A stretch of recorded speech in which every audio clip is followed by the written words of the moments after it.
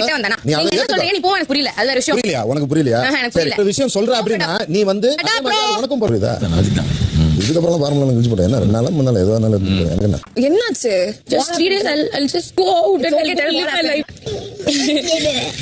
நீ people alone. எனக்கு வந்து வேற விஷ்ணு விஷ்ணு விஷ்ணு அப்படின்னு நான் சொன்னேன். விளையாட்டுத்தனமா இருக்க முடியல. என்ன மார்க் பண்ணிட்டே இருக்காங்க. ஏதாவது ஒன்று சொல்லி ஹர்ட் பண்ணி. ப்ரோ அவன் வந்து பூர்ணிமாவுக்கு பண்ணலாம் வந்து அதெல்லாம் கொடுமை பார்த்தா அது எப்படி தெரியுமா மாத்திட்டான். ஓ அவங்க என்ன லவ் பண்ணாங்கன்னு நினைக்கிறேன், நாங்கள லவ்லாம் பண்ணல அப்படின்னு. உன்னை யார் லவ் பண்ணது? நீ யாரு? பெரிய இவனை கத்தி விட்டேன், இவன் தான் ஒரு ஆளு, நீங்களாம் என்ன செஞ்சு விட்டேன். நான் இவன்ட்ட டிக்கெட் ஃபினாலே இல்லைண்ணா லாஸ்ட் வீக்கே அவன் கிளம்பிப்போம்.